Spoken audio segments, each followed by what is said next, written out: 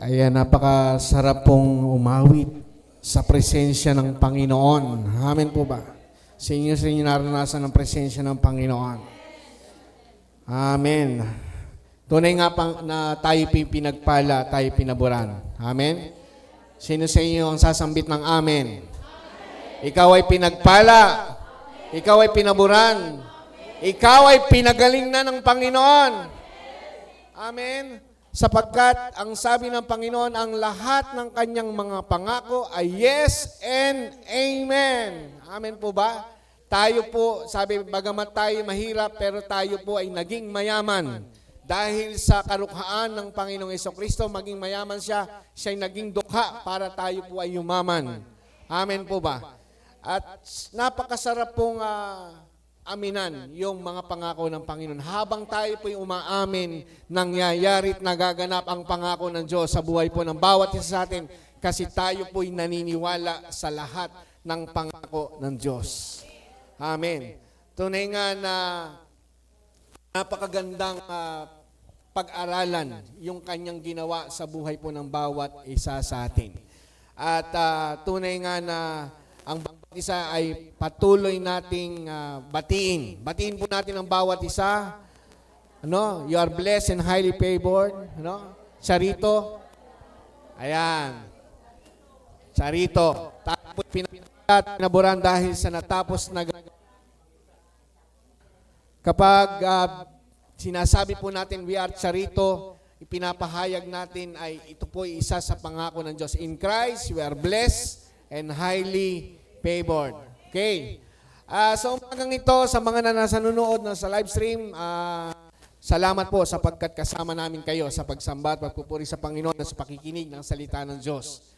Tunay nga na 2 linggo na pinag-aralan natin, we are secured in Christ, we are secured, we have sealed, no? Na sa magitan po ng Banal na Espiritu, meron tayong tatak ng Banal na Espiritu. Sino pa ang pwedeng umagaw sa atin sa mga kamay ng Panginoon? Wala na. Amen po. Kaya nga, sa bawat pag-aaral natin ng kanyang mga salita, bakit natin pinag-aaralan kung sino ba yung Diyos sa buhay po natin? Upang mas lalo nating ma-appreciate yung ginagawa ng Diyos at ginawa ng Diyos sa buhay po ng bawat isa sa atin.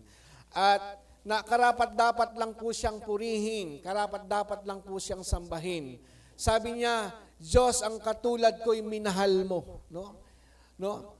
Kaya nga, inaawit natin yung awit na ito na sukdulang biyaya ng Diyos. Hindi tayo karapat-dapat, subalit ginawa niya tayong karapat-dapat. Tinitingnan tayo ng Diyos na ang katwiran ni Jesucristo ang nakikita sa buhay po ng bawat isa sa atin. Kaya malaya tayong nakalalapit sa trono ng biyaya ng Diyos. No? Na sa biyaya ng Diyos nakakatanggap tayo ng mga kasagutan at mga kasagutan sa lahat po ng ating mga dalangin. Amen po. At sa umagang ito, pag-uusapan po natin na ang life with a good shepherd, ang buhay na mayroong mabuting pastol. Sino po sa inyo naniniwala na siya po'y mayroong isang mabuting pastol sa kanyang buhay? Araw-araw ginagabayan ka. Araw-araw pinapatnubayan ka ng mabuting pastol. At yan po ay walang iba kundi ang Panginoong Jesucristo. Amen? Araw-araw gumagawa at kumikilos ang Panginoon sa buhay po ng bawat isa sa atin at karapat-dapat po nating sambahin at dakilain ng Panginoon. Karapat-dapat po nating alalahanin ang mga ginagawa ng Diyos sa atin araw-araw ng ating buhay. Sabi po ng John 10:7 hanggang sa 15. No, sabi rito, kaya't muling sinabi sa kanila ni Jesus, katotohanang sinasabi ko sa inyo, ako ang pintuan ng mga tupa. Ang lahat ng nauna sa akin ay mga tulisan at mga magnanakaw, subalit hindi sila pinakikinggan ng mga tupa. Ako ang pintuan. Ang sino mang pumapasok sa pamamagitan ko ay maliligtas at papasok at lalabas at makatatagpo ng pastulan. Ang magnanakaw ay dumarating lamang upang magnakaw, pumatay at pumuksa. Ako'y pumarito upang sila'y magkaroon ng buhay at magkaroon nito ng may kasaganaan. Ako ang mabuting pastol. Ibinibigay ng mabuting pastol ang kanyang buhay para sa mga tupa. Ang upahan ay hindi pastol at hindi may-ari ng mga tupa. Nang makitang dumarating mga asong gubat, ay pinababayaan ang mga tupa at tumatakas at inaagaw sila ng asong gubat at ikinakalat. Siya'y tumatakas sapagkat siya'y upahan at walang malasakit sa mga tupa. Verse 14, Ako ang mabuting pastol. Kilala ko ang sariling akin at kilala ako ng sariling akin. Gaya ng pagkakilala sa akin ng Ama at ng pagkakilala ko sa Ama. At binibigay ko ang aking buhay para sa mga tupa. Purihin po ang pagkabasa ng salita ng Diyos. Tingnan po natin ang Panginoong Hesukristo ang mabuting pastol. No? Pag sinabing ang mabuting pastol, siya lang ang mabuting pastol, wala nang iba. No? Kasi maraming pastol, hindi po. Ang tunay na pastol at ang mabuting pastol ay ang Panginoong Hesukristo. Alam po natin kung gaano siya kabuti. Pagka po sinabing mabuti, wala na pong papantay sa kabutihan ng Panginoong Hesukristo. Lahat ng bagay ginawa niya sa atin. Hindi tayo karapat-dapat, ginawa niya tayong karapat-dapat. Pinatawad niya tayo, ginawa niya tayong matuwid, ginawa niya tayong banal, at ang katwiran ng Panginoong Hesukristo inilagay niya sa buhay ng bawat isa sa atin. Kaya nga minahal niya tayo. Kaya nga, Diyos, ang tulad ko'y minahal mo. No? Kaya nagpupuri tayo sa Panginoon sapagkat tunay ang biyaya at sukdulang biyaya ng Diyos ay pinarana sa buhay po ng bawat isa sa atin. Unang-una, pag meron kang mabuting pastol, pinagkakalooban ka ng mabuting pastol ang lahat ng iyong kailangan. Ipinagkakaloob. No, ipinagkakaloob ng mabuting pastol ang kanyang kailangan. Kaya nga secured tayo eh. Hindi tayo nag-aalala sa araw ng bukas. Hindi tayo nag-aalala sa mga pangangailangan natin. Ang kailangan lang maniwala ka na meron kang mabuting pastol. Pare-parehas po yung pananampalataya na meron tayo. The same measure. No? The same faith na nilagay sa atin, yung faith ni Christ nilagay sa atin. Kaya lang, iba-iba po yung ating pong mga alinlangan. Nagkakaroon tayo ng iba't ibang klase ng alinlangan, yung level ng pag-aalinlangan. Pero kung lagi lang po tayo magtitiwala sa Panginoon, hindi tayo pagkukulangin ng Diyos. Maniwala po tayo. Sabi po sa John 10:7, kaya't muli sinabi sa kanila ni Jesus, katotohanan sinasabi ko sa inyo, ako ang pintuan, walang ibang pintuan. Si Jesus lamang ang pintuan, no, ng mga tupa. Ang lahat ng nauna sa akin ay mga tulisan at mga magnanakaw, subalit hindi sila pinakikinggan ng mga tupa. Kaya ho tayo narito, isa lang po ang pinakikinggan natin, si Jesucristo at ang mensahe ng kanyang natapos na gawa sa krus ng Kalbaryo. Kaya wala na pong ibang mensahe. Ang tunay na mensahe ay hindi po gawin mo to o gawin mo yan, alisin mo yan o sumunod ka rito. Ang tunay na mensahe ay ang natapos na gawa ng Panginoong Jesucristo, ang ginawa ni Kristo sa krus para sa buhay po ng bawat isa sa atin. Sabi doon, ako ang pintuan. Sino magmapasok sa pamagitan ko ay maliligtas. Kaya po tayo merong kaligtasan. Dahil tayo po'y pumasok sa Panginoong Hesukristo. Na kahit tayo lumabas, sabi doon, pumasok tayo at lumabas tayo. Ibig sabihin, saan man tayo naroroon. No, sabi doon, ay makatatagpo tayo ng pastulan. No, sabi doon, ay makakatagpo ng pastulan. Ang Panginoon po ang mabuting pastol. Alam niya ang ating pangangailangan. Amen po. Naalala ko po nung ako po'y nasa Saudi Arabia, may mga tupa po doon. Meron pong shepherd doon. May mga tupa po siyang alaga. Pero dinadala po niya yon sa gilid ng kalsada. Iniisip ko, ba't kaya ako dinadala sa gilid ng kalsada samantalang meron namang lugar kung saan may damo. Kaya pala dinadala ng pastol sa gilid ng kalsada, yung po yung daanan ng mga truck na nagdadala ng mga trigo. At maraming nalalaglag na trigo sa daanan. At iyon yung kinakain ng mga tupa. Alam ng pastol kung saan merong pagkain. Alam ng pastor kung saan makakakain ang kanyang mga tupa. Araw-araw iniisip na ng pastor yon, saan ko ba dadalhin? Hindi palagi sa isang lugar. Naghahanap muna siya ng lugar kung saan niya ito dadalhin. Ganun po ang Panginoon. Araw-araw iniisip niya tayo. Araw-araw, hinahanda na ng Panginoon ang pangangailangan ng bawat isa sa atin. Mahirap pong maging pastol, pero ginagawa ng Panginoon ang lahat ng ito. Kasi ako po yung naging pastol ng baka. No? High school pa lang ako, nag-aalaga na ako ng baka. Hindi pwedeng gigising ka ng tanghali. Hindi ka makakakuha ng damo. No? At pagkuha mo ng damo, bago ka pumasok sa eskwela, kailangan mo makakuha ng damo upang ibigay doon sa iyong alaga. At kailangan mo sa tanghaling tapat, kailangan mo siyang painumin. Kasi baka siya mamatay. Kasi sa sobrang init ng araw. Ganun po ang pastol. Kaya po ako ay nakaka-relate sa pagiging pastol. No? Mahilig po akong mangisda at mahilig po akong magpastol. No? Kaya siguro ganun po yung calling sa akin. At yun po yung nakagisnan ko at nakita ko, ganun pala ang ginagawa ng Panginoon sa buhay po ng bawat isa sa atin. Pinagkakaloob ng mabuting pastol ang ating mga pangangailangan. Naniniwala ba tayo doon? Okay, sabi po ng awit, 23 verse 1, ito po ay sinulat ni Haring David. Si David po ay isang pastol. Naniniwala po ba tayo doon? Nabasa po natin na si Haring David ay isang pastol. Marami po siyang mga tupa. Siya po ang tagapag-aalaga ng mga tupa ng kanyang pamilya. No? Siya po ang nag-aalaga nito. Sabi niya, si Yahweh ang aking pastol, hindi ako magkukulang. Ako'y pinamihimlay sa mainam na pastulan at inaakay niya ako sa tahimik na batisan. Kailangan po ng alaga ng isang tupa. Ang isang tupa kapag nabuwal po, hindi ho makabangon mag-isa. No?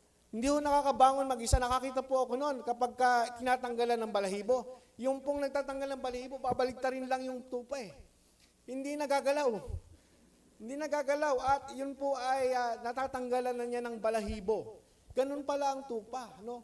Kailangan ng kalinga. Pero ang kambing, kahit saan mo dalhin yan eh. No? Malakas po ang kambing. Kahit saan mo dalhin ay nakakakain. Kahit halaman, kinakain. No? Kahit na inaalaga ang halaman ng kapitbahay, nagagalit tuloy yung kapitbahay dahil yun po. Pero ang tupa hindi. Kailangan niya ng kalinga.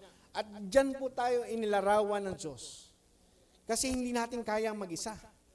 Without God, hindi tayo makakagalaw. Wala tayong magagawa kung tayo hiwalay sa Diyos. Wala tayong magagawa. Kaya nga, inihilintulad ni David ang kanyang sarili na meron siyang dakilang pastol. Na si Yahweh ang kanyang pastol. At sabi doon, hindi siya mangangailangan, no? Sabi doon, pinahihimlay siya sa mainam na pastulan. Hindi lang po basta-basta pastulan, mainam. Alam niyo po bang may mainam na buhay ang binibigay ng Diyos sa buhay natin? Kaya nga sabi ng Panginoon na parito siya upang bigyan niya tayo ng isang buhay na ganap. Hindi lang po buhay. Hindi basta-basta buhay. No?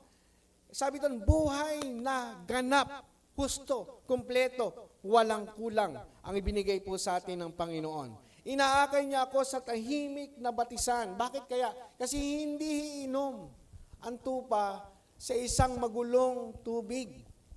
Nakakita na po ba kayo ng batisan na tahimik? Meron pong parte doon na tahimik. Pero doon sa malakas ng alon, pagkaho kasi natangay sila ng alon, malulunod na po yun kasi hindi nga nakakabangon. Nabuwal na nga lang po doon sa isang walang tubig eh. Hindi na makabangon, gaano pa kaya doon sa isang tubig. No, ganun po, inaalagaan ng pastol ang kanyang mga tupa. Ang tupa po ay nangangailangan ng kalinga, nangangailangan ng pangangalaga, no? Nahihirapan po siyang mabuhay kung wala ang pangangalaga ng pastol. At salamat po sa Diyos, meron tayong dakilang pastol. Meron tayong mabuting pastol, ito po ay ang Panginoong Hesukristo. Ibinibigay ng pastol ang pangangailangan ng tupa, pagkain, tubig at silungan. Siya po mismo ang gumagawa nito. At ganyan po ang binibigay po ng Diyos sa buhay po ng bawat isa. Sabi ng Pilipos 4:19, at buhat sa kayamanan niyang hindi mauubos, Ibibigay niya ang lahat ng iyong kailangan sa pamagitan ni Kristo Jesus. Ang Panginoong Hesukristo ang dakilang pastol natin. Ano yung pangangailangan mo? Ano ang kailangan mo ngayon? Sabihin mo sa dakila at mabuting pastol, Panginoon, kailangan ko po ng ganito. Alam ko po na alam mo ito. Ikaw ang aking provider. Ikaw ang sa aking dakilang manggagamot. Pag sinabi mo, mangyayari at magaganap ang pangako mo. Yes and amen. Kailangan mo lang sabihin. Kailangan mo lang ideklara ang ginawa ng Panginoong Hesukristo. Lord, salamat buhat sa iyong kayamanan na hindi mauubos. Ibibigay mo ang lahat ng aking pangailangan sa pamagitan ng iyong anak na si Hesukristo. In Christ we are blessed. In Christ we are highly favored. Sapagkat yan po ang pangako ng Diyos sa buhay po ng bawat isa sa atin. Sabi ng John 10:11, ako ang mabuting pastol. Sino po nagsabi nito? Si Jesus. Si Jesus po nagsabi nito, ako ang mabuting pastol, inaalay ng mabuting pastol ang kanyang buhay para sa mga tupa. Kung naiaalay nga ng mabuting pastol ang kanyang buhay para sa mga tupa, gaano pa kaya yung mga pangangailangan ng tupa? Sabi niya, bibigay ko yung aking buhay. Hindi po kasi siya pastol na upahan. Yung pastol na upahan, tumatakas. Sa panganib, umaalis. No, hinahayaan yung mga tupa, pero ang Panginoong Hesukristo, pag-aari ka niya. Aalagaan niya tayo, kakalingaan niya tayo. Ang buhay ng pastol ay inilalaan niya para sa mga tupa at pinangangalagaan niya at ibinibigay niya ang pangangailangan ng mga tupa. Sabi po ng Romans 8:32, hindi niya ipinagkait ang sarili niyang anak. Sabi po ng Biblia, ang Panginoong Diyos, hindi niya ipinagkait ang kanyang sariling anak, kundi ibinigay para sa ating lahat. Kung naipagkaloob niya sa atin ang kanyang anak, ano sabi doon? Ipinagkaloob niya sa atin ang kanyang anak. Hindi ba niya ipagkakaloob sa atin ang lahat ng bagay kasama ng kanyang anak? Ang tanong, kaya bang ibigay ng Diyos ang lahat ng iyong kailangan? Kaya. Kasi nga kung naibigay nga ng Diyos ang Ama ang kanyang anak para sa atin, gaano pa kaya, tinatanong, gaano pa kaya yung pangangailangan mo araw-araw? Kasi nga, ang mabuting pastol, ibinibigay ang pangangailangan ng kanyang mga tupa. John 10:17, dahil dito'y minamahal ako ng Ama, sapagkat inaalay ko ang aking buhay, upang ito'y kunin kong muli. Walang makakakuha nito sa akin, kusa ko itong ibinibigay. Tingnan po natin. Si Jesus Christ, hindi ho basta-basta namatay lang. Marami pong pagkakataon, binabato siya, hinahunting siya, kailangan siyang patayin, pero walang sino mang nakakuha nito. Maliban na lamang na sinabi niya, sa iyong mga kamay, ibinibigay ko ang aking espiritu. Ibinigay ng Panginoong Hesukristo, kusa niyang ibinigay ang kanyang buhay sa bawat isa sa atin. Gaano pa kaya na kung naibigay niya ng kusa yung kanyang buhay, gaano pa ba yung pangangailangan mo, mga kapatid? Gaano pa nga ba yung mga pangangailangan mo? No? Meron pong kapangyarihan ibigay ng Panginoon ang kanyang buhay at meron siyang kapangyarihan kunin ito uli. Ito ang utos na tinanggap niya mula sa Ama, ang ibigay niya ang kanyang buhay para sa atin. Kaya wag po tayong mag-alala. Meron tayong mabuting pastol na nagbibigay ng lahat ng ating mga pangangailangan. Sabi po ni Haring David, awit 23 verse 3, binibigyan niya ako ng bagong kalakasan. No? Binibigyan niya ako ng bagong kalakasan. He restore my soul. Nire-restore ng Panginoon ang ating kaluluwa, binibigyan niya tayo ng ating kalakasan at sangayon sa pangako niyang binitawan sa matuwid na landas, doon ako'y inaakay. Hindi lang po tayo binibigyan ng pangangailangan, inaalagaan niya pa tayo, pinapatnubayan pa niya tayo, dinadala tayo sa tamang landasin sapagkat tayo po'y mapapahamak kung wala ang direksyon ng God sa buhay po ng bawat isa sa atin. At salamat sapagkat meron tayong mabuting pastol na nagbibigay sa atin ng lahat ng ating pangangailangan. Wisdom, knowledge, understanding, material blessing, lahat po spiritual blessing, lahat po ay galing sa Panginoon. At kasama yan sa natapos na gawa sa krus ng Kalbaryo. Amen? We are secured in Christ. We are secured in Christ sapagkat siya ang good shepherd natin na siya nangangalaga sa atin. Pangalawa, no? Dahil po sa mabuting pastor, tayo po'y ligtas. No, tayo po'y ligtas, tayo po'y secured. Tayo po ay merong nangangalaga at nag-iingat sa atin. Ligtas tayo sa mabuting pastol. Kapag nasa poder ka ng mabuting pastol, iniingatan ka niya kasi yan po ang karakter ng isang pastol. Ipagtatanggol niya yung kanyang tupa. Di ba sabi ng Panginoon, merong isang nawala, 99 iniiwanan niya. Hindi po basta iniwanan, hinanap lang yung isa. Hindi ho pinabayaan yung 99. Kaya po iniwanan yun para kunin muna yung nawawala. At nung nakuha niya yung nawawala, dinala niya doon sa 99 kasi sila po yung magkakasama. Ayaw po ng mabuting pastol na isa ay may nawawala. Merong isang nawawala, hinahanap niya yan.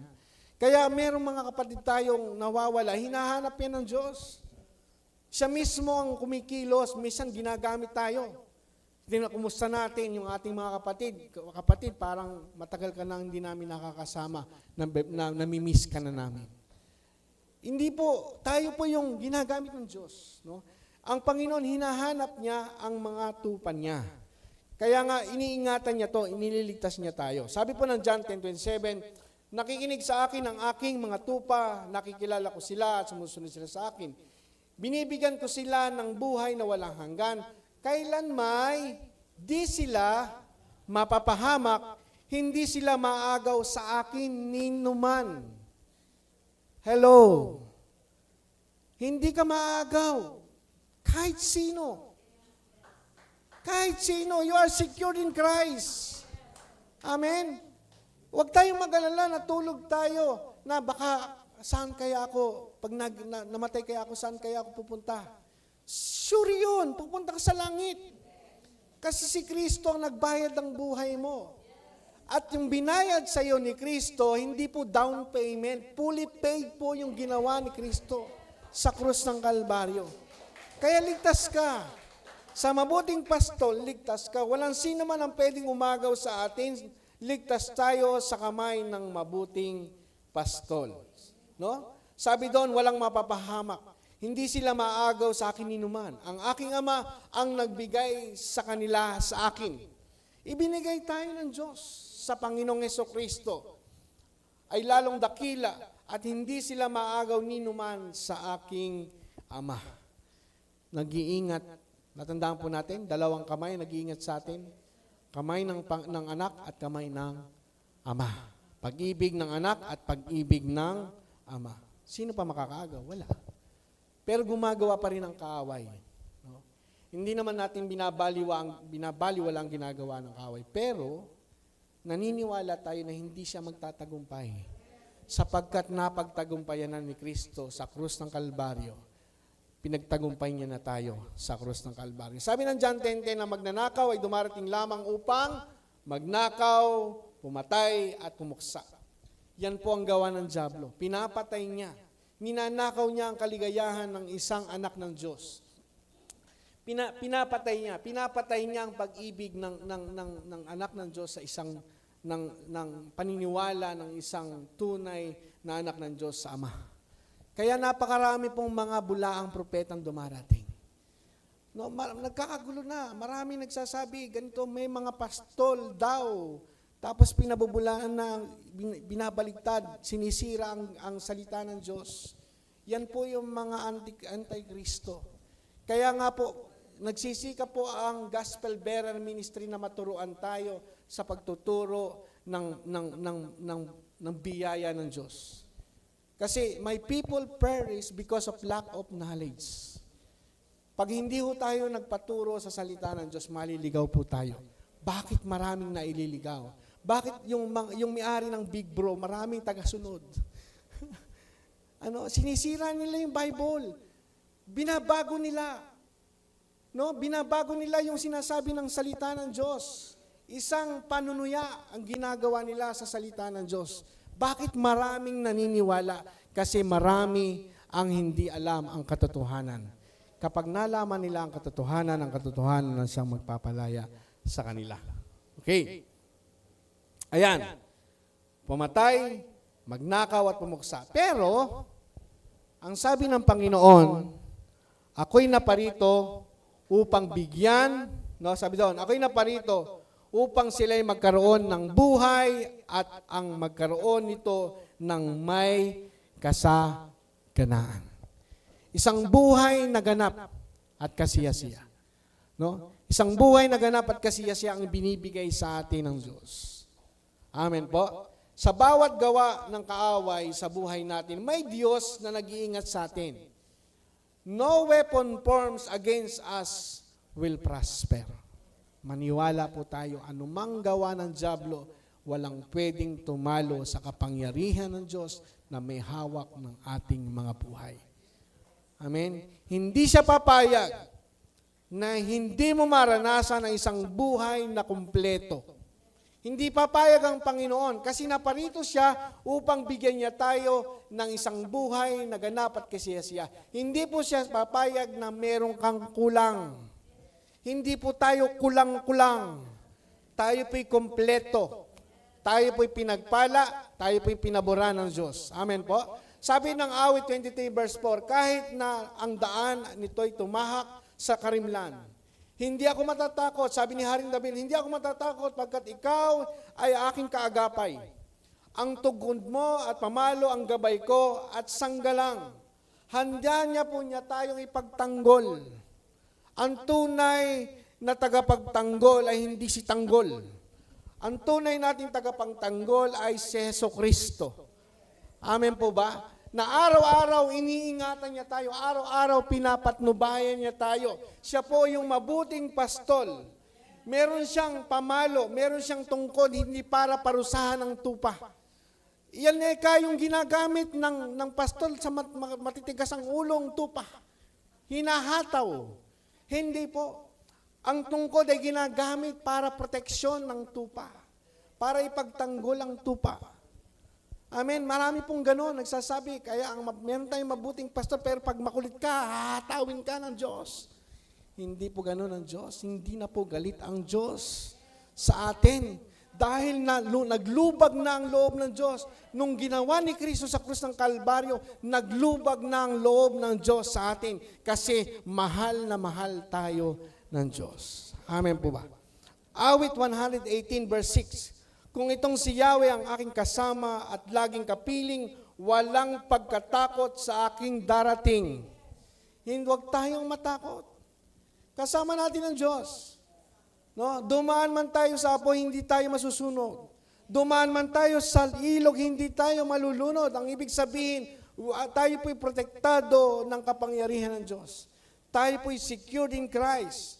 Tayo po'y may selyo ng banal na Espiritu. Kasama natin ang Diyos at hindi niya tayo iwanan ni pababayaan man. Awit 138 verse 7, kahit ako'y mabatbat ng maraming suliranin. Sino sa inyo may suliranin? Minsan hindi ho talaga naiiwasan yon. Hindi porke Kristiyano ka na, wala ka ng problema. Hindi porke ikaw ay anak ng Diyos, hindi ka makakaranas ng mga suliranin. Pero sabi ng salamista, sabi doon, ako may makaranas ng batbat na maraming suliranin. Ako'y walang agam-agam, panatag sa iyong piling. Amen? Panatag tayo sa piling ng Diyos. Kaya kung may problema ka, mas lalo kang lumapit sa Diyos. Pag may sakit ka, lalo kang lumapit sa Diyos. Naalala ko noon, may sakit si pastora, ayaw pa attendin ng church. Hindi ka ako pwede papayag dyan. Mas lalo kong ilalapit ang aking asawa sa Panginoon kasi kailangan niya ng kagalingan. Kung ayaw nyo, wag nyo. Pero ako idadaling ko ang aking asawa sa Panginoon. Amen? Wag nyong hayaan. Kaya ho tayo nagkakatipon dito upang kilalanin na mayroong Diyos na siyang nagligtas sa atin at tayo po'y ligtas sa piling ng Panginoon. Meron tayong kapayapaan sa piling ng Panginoon. Anumang sitwasyon ang dumating man ang anumang kaguluhan, ligtas tayo sa piling ng mabuting pastol. Tandaan po natin, ang mundo ay pasama ng pasama. Ang mabuti ay magpapakabuti. Ang masama ay magpapakasama. Hindi natin maiiwasan yan. Pero darating ang Panginoon, malapit nang dumating ang Panginoon, kukunin niya tayo. Aalisin niya tayo sa magulong mundong ito. At saan ka pa? Kay Jesus ka na. Iniingatan tayo ng mabuting pastol. Bakit ka tayo lalayo sa Panginoon? Kaya salamat po sa buhay niyo kasi lagi kayong nariyan. Lagi tayo. Tuwing linggo na nga lang po tayo nagkakasama-sama. Huwag po nating pabayaan ang mga pagtitipon tulad dito. Kasi kailangan nating magpalakasan sa isa't isa. Kasi kapag hindi natin natutunan ang mensahe ng krus ng Panginoong Jesucristo, maaari po tayong maligaw. Bakit? Kasi mapapahamak ang tao sa kakulangan ng kaalaman. Pag kulang ang kaalaman kay Kristo, kulang din po ang pananampalataya kay Kristo. Bakit? Kasi si Kristo ang kaustuhan ng pananampalataya. Kaya ho tayo nag-aaral tungkol sa Panginoong Jesucristo. At salamat. Pero salamat kasi kinuha niya tayo. Pinili niya tayo at tinuturuan niya tayo. Salamat po sa mensahe. Kaya lang, kailangan din po natin magtulungan sa bawat isa sa atin. Sa Biyernes, may si OG. Ayun siningit na gano'n. No? Sa Biyernes mo, may si OG tayo. No? Tatlong, na lang po yon sesyon. At may papalit po tayo. Ang ipapalit po natin ay module galing po sa Emmanuel Institute, no? Kila Bishop Emmy, at yun po ay merong 15 session, pagkatapos doon may graduation. Makakasama na po kayo sa HIAS. Kasi hindi lang po kami yon. Yung mga churches po na nakagraduate, isinama na po doon, kaya napakarami. Gusto niyo po bang graduate? No? Masaya po, no? At hindi lang po yon, kundi sa bawat natututunan po natin, ay pagtulong-tulungan po natin, magturuan, na meron tayong mabuting pastol, anumang nararanasan natin, panatag tayo sa piling ng Diyos. Panatag tayo, meron tayong kapayapaan, ligtas tayo sa piling ng Diyos. Awit 27 verse 1, Tanglaw ko'y si Yahweh, aking kaligtasan sa walang takot akong kaninuman. Sa panganib, kanyang iniingatan, kaya naman ako'y walang agam-agam. Kung aking buhay ay pagtangkaan ninyong masasama, sila'y mabubuwal. Ibig sabihin, hindi sila magtatagumpay. Iniingatan tayo ng isang mabuting pastol. Sabi sa verse 3, kahit salakayin ako ng mga kaway, magtitiwala rin ako sa may kapal. Isang bagay lamang ang aking minimithi, no? One thing, no? Isang bagay lang ang aking minimithi, no? Isang bagay ang aking minimithi kay Yahweh na hinihiling ako'y lumagi sa banal niya templo upang kagandahan niyo'y masdan ko at yaong patnubay niya ay mata mo. No? Hindi lamang tayo lumalagi sa templo ng Diyos. Tingnan po natin. Hindi lang tayo lumalagi sa templo ng Diyos, kundi ginawa niya tayong templo ng Diyos. Amen? Hindi lang tayo lumalagi. Ginawa na niya tayong templo. Kasi ang gusto ng Panginoon, lagi niya tayong kasama. Lagi tayo sa presensya niya. Di po ba? Sabi doon, tayo ay templo ng Espiritu Santo. Tingnan niyo po.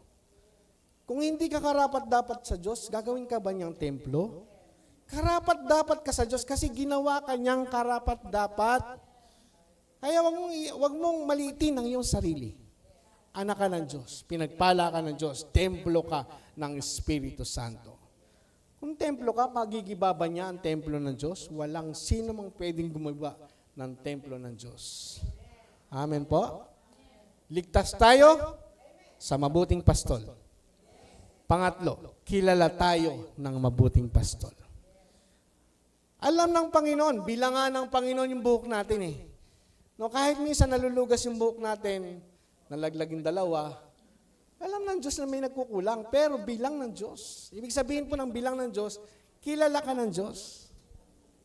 Amen? Huwag niyo pong tingnan ang iyong noo.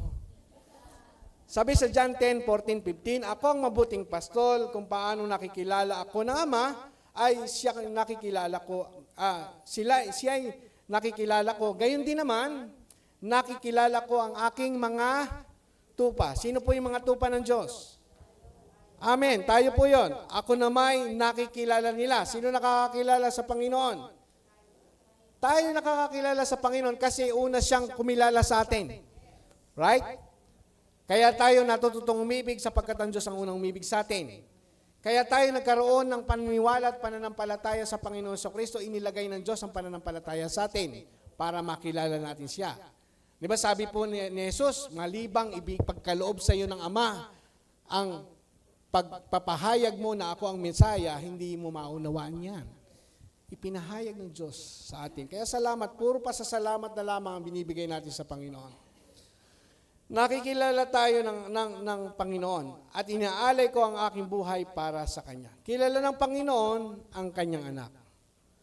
Sino yun? Ikaw yun. Kilala ka niya. No? Araw-araw, tinitingnan ka niya. Araw-araw, pinapatnubayan ka niya. Araw-araw, ginagabayan ka niya kasi anak ka niya. Tupa ka niya. Ang tupa, nagpo-provide. Ang tupa, ang pastol nagpo-provide para sa tupa. Ang pastol, nag-iingat, nagliligtas para sa tupa. Sino yung tupa? Ikaw. Tayo, ang tupa ng Diyos. Kilala niya tayo. John 10:26, ngunit ayaw ninyong maniwala. Sabi po doon sa mga ayaw maniwala, sapagkat hindi kayo kabilang sa aking mga tupa. Yung mga ayaw maniwala, no? Share tayo ng gospel of grace. Gospel ng cross ni Kristo, ng biyaya ni Kristo. Ayaw nilang maniwala. Bakit kaya ayaw maniwala? Kasi hindi sila tupa. Ano? Sila po ay kambing. Tingnan mo yung katabi, tupa yan. Tupa po yan, kahit amoy kambing. Ganun ba yun? Tayo po'y tupa ng Diyos, no? Nakikinig sa akin ang aking mga tupa at nakikilala ko sila at sumusunod sila sa akin. Amen? Kaya po tayo narito. Kaya tayo laging nakikinig ng tinig ng Panginoon, ng mensahe ng krus ni Kristo, kasi mga tupa tayo. Yung bang paglinggo ay hindi ka mapakali, hindi pwedeng hindi ako umattend. No? Yung para bang iihi ka na hindi ka mapakali. Ganun po yung ibig sabihin. Kailangan kong umattend, kailangan kong marinig yung mensahe ng Panginoon. No, kasi yung mensahe ng Panginoon, buong linggo, sapat yun para sa lahat ng iyong pangangailangan. Amen po. Kung hindi mo marinig na ikaw ay kilala ng Diyos, pagdating ng Lunes, anak kaya ako ng Diyos? Napapansin kaya ako ng Diyos? Alam kaya ng Diyos yung aking kalalagayan? Pero pag alam mo na alam ng Diyos, na kilala ka ng Diyos, na anak ka ng Diyos, na ang Diyos ang nagliligtas sa iyo, na ang Diyos ang nagpo-provide ng pangangailangan mo, Lunes hanggang dumating ang linggo, panatag ka sapagkat merong dakilang at mabuting pastol na nag-iingat sa iyo. Amen po? Kaya ang paniniwala ay mahalaga sa Diyos. Ang pananalig ay kinalulugdan ng Diyos. Without faith, we cannot please God. Napakahalaga po ng pananampalataya. At ang pananampalataya ay nakukuha sa pakikinig at pakikinig ng salita ng Diyos. Lumalalim ang atin pong pagkakilala sa Panginoon. Hindi po yung faith same measure. Dahil po sa pakikinig natin ng salita ng Diyos, nababawasan po yung pag-aalinlangan natin. Bumababa yung pag-aalinlangan mo. Kasi we have the same measure of faith. Faith ni Christ nilagay sa atin. Pero yung pag-aalinlangan, yun po yung nagpa-fluctuate. Pero habang nakikita natin yung pangako ng Diyos, bumababa yung pag-aalinlangan, ang pananampalataya lang ang nakikita natin. Amen? Kaya ho, napakaganda yung nangyayari sa buhay po ng bawat isa sa atin. Ephesians 1:17, at hinihiling sa Diyos ng ating Panginoong Jesucristo, ang dakilang Ama na pagkalooban niya kayo ng espiritu ng karunungan at tunay na pagkakilala sa Kanya. Sino po humihiling? Ang mabuting pastol, si Jesus. Hinihiling niya sa Diyos ang ating pagkakilala. Magkaroon tayo ng espiritu ng karunungan at ng tunay na pagkakilala. At sa pamagitan po ng salita ng Diyos, nakikilala natin siya. Amen po? Kaya mag-aral po tayo. Huwag po tayo magsayang, maghinayang sa isang oras na pakikinig ng salita ng Diyos. No? Sabi doon, hindi lang mahalaga sa Diyos na kilalan niya tayo. No?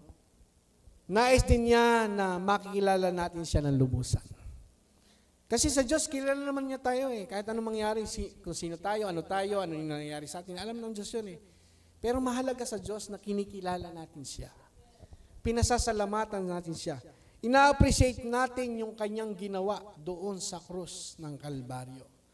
Ang Panginoong Hesukristo nagbigay sa atin ng espiritu ng karunungan at ang tunay na pagkakilala sa Kanya. Amen po?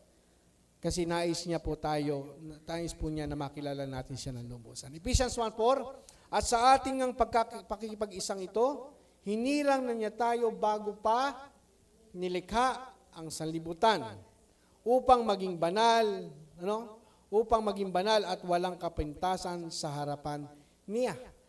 Tingnan po natin, paano ka hindi makikilala ng Diyos? Sabi doon, mula pa, hinirang niya tayo, mula pa sa pagkalikha ng sanlibutan, inilikha na niya tayo, kilala niya tayo, hinirang niya tayo upang maging banal at walang kapintasan sa harapan niya. Dahil sa pag-ibig ng Diyos, tayo kanyang itinalaga upang maging mga anak niya. Sa pamagitan ni Jesucristo at niyang kanyang layunin at kalooban. Anak, bago pa lang ginawa ang sanlibutan, hinirang kanya bilang anak niya. Paano hindi kanya makikilala? Wala hong magulang na itinatuwa ang kanyang anak. Dahil po sa natapos na gawa sa krus ng Kalbaryo, tayo po'y naging mga anak ng Diyos. Ang sino mang nanalig at sumampalataya sa Panginoon Jesucristo ay pinagkalooban na maging mga anak ng Diyos. Sino po mga anak ng Diyos? Kilala ng Diyos kung sino yung Kanya. Amen? Kilala ng Diyos ang sino man na nasa Kanya sapagkat yan po ay tinalaga sa pamagitan ng Kanyang anak. Tayo ay mga anak ng Diyos. Kilala niya ang Kanyang mga anak. Amen po? Panghuli, pangapat, may magandang nakalaan ang mabuting pastol para sa iyo. Araw-araw, iniisip ng Panginoon ang para sa ating kabubuti. Araw-araw, inihahanda ng Panginoon ang para sa iyo. Iniisip ng Panginoon, ginagawa ng Panginoon. Kung ikaw ay may karamdaman, ikaw ay pinagaling ng Panginoon. Walang mahirap para sa Panginoon. Posible lahat sa Panginoon. Nangangailangan ka ng kagalingan, ikaw ay dahil po doon sa krus. Sabi niya, sa magitan ng mga lata, ikaw ay magaling na. Hindi po gagaling pa lang, ikaw ay magaling na. Ang kailangan lang paniwalaan mo, yes and amen, ako'y magaling na. Araw-araw, magaling na ako, magaling na ako, magaling na ako. Malakas ako, malusog ako, masigla ako, pinagpala ako, pinibigyan ako ng buhay na walang hanggan. At ako'y merong buhay na mahaba. Sino sa inyo gustong mabuhay ng mahaba? Say amen. Mabubuhay ka ng mahaba. Bakit? Kasi iyan ang pinapaniwalaan mo. Sino sa inyo gustong yumaman? Mayaman tayo. Dahil sa karukahan ni Kristo. Amen. Hindi porke Kristiyano noon, kasi pag Kristiyano, gusto mahirap. Gusto yung para bang, yung bang pastor ka, tapos nakangiti yung sapatos mo. No, naalala ko yung kwento ganyan, pastor, saan ka galing? Ako yung nag-Bible study. Napansin kasi nung member, yung sapatos ni pastor, ngingiti-ngiti. Tapos sabi niya, mayaman po yung member eh. Sabi niya, pastor, sandali.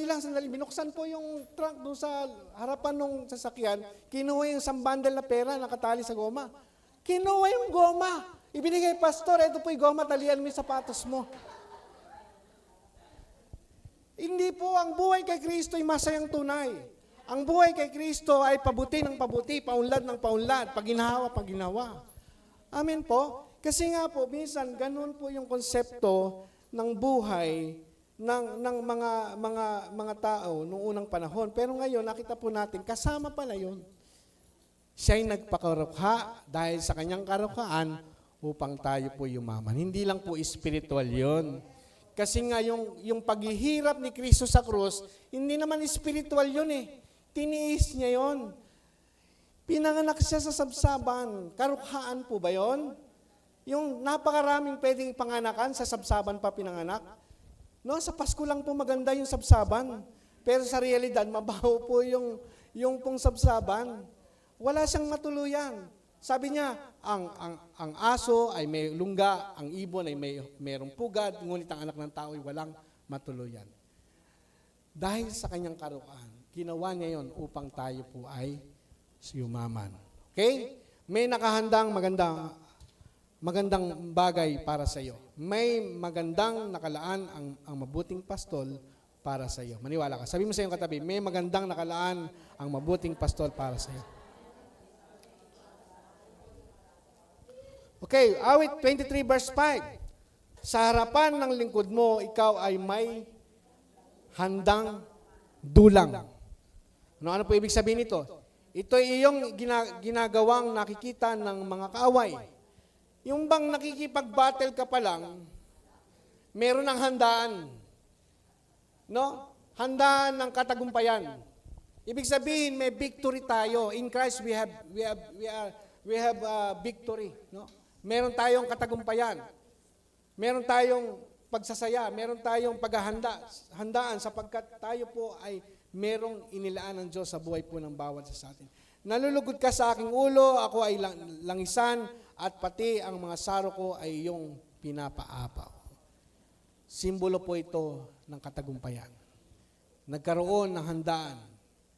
No, kasiyahan. Bakit? Dahil tayo tagumpay. Dahil kay Kristo. Amen? Kaya nga tunay ang pag-ibig mo at ang iyong kabutihan sa aking tataglayin habang ako'y nabubuhay. Doon ako sa templo mo malalagi at mananahan, sabi po ni Haring David.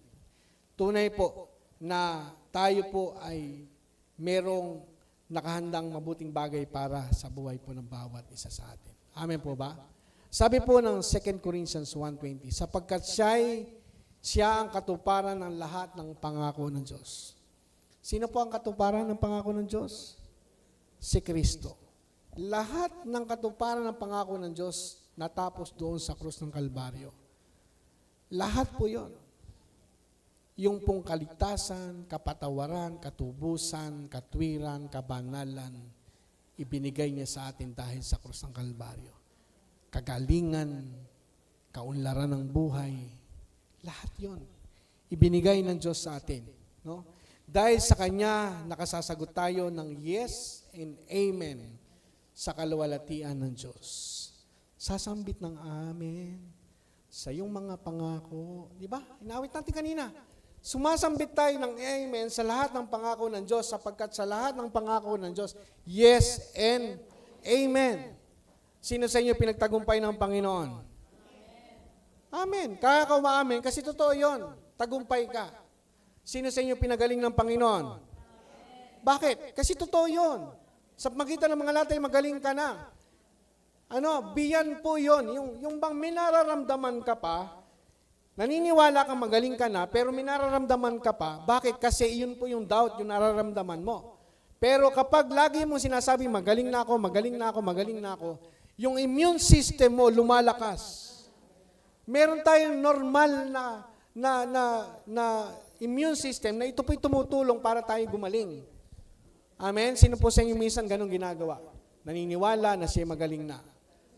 Amen? Yung kahit may namamanid pa yung ganito mo, pilut-pilutin mo lang. Sabihin mo, magaling na ako, magaling na ako, magaling na ako, magaling na ako. No?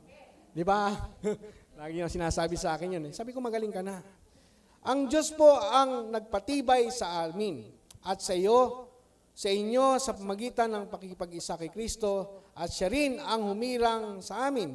Tinatakan niya kami at pinagkalooban ng kanyang Espiritu bilang katunayan, tutuparin niya ang kanyang mga pangako. Na sino sa inyo merong tatak ng Espiritu Santo? Pag may tatak ka, pangako niya, tutuparin niya. Kasi lahat ng may tatak, yun lang po ang pinangakuan. Siya lang po ang pwedeng tumanggap ng pangako ng Diyos. Yung may tatak, kasi iyon lang yung kanya. Maaring yung iba, wala pa. Pero pag tumanggap sila kay Kristo, tatatakan po sila. Amen. Di bali pong tatak ng Diyos, wag lang pong tatak ng demonyo. No? Malapit na po yun. Malapit na po. Nag-aano na po yung mga tatak-tatak na yan. Pero hindi tayo mahiwalay sa Panginoon kasi may tataka na ng Panginoon. Amen? Sabi ng 1 Corinthians 15:57, magpasalamat tayo, kanino? Sa Diyos na nagbibigay sa atin ng tagumpay sa pamagitan nino ng ating Panginoong Hesukristo. Sino po ang nagbigay sa atin ng katagumpayan? Si Kristo. Sa pamagitan ni Kristo, tayo po'y tagumpay. Tagumpay po tayo. Hinihanda ng Diyos ang katagumpayan sa atin at pagdating sa langit, magse-celebrate na po tayo. Verse 58, kaya nga mga kapatid, magpakatatag kayo at huwag matitinag. Magpakasipag kayo sa gawain para sa Panginoon. Yamang alam ninyong di nasasayang ang inyong pagpapagal para sa Kanya.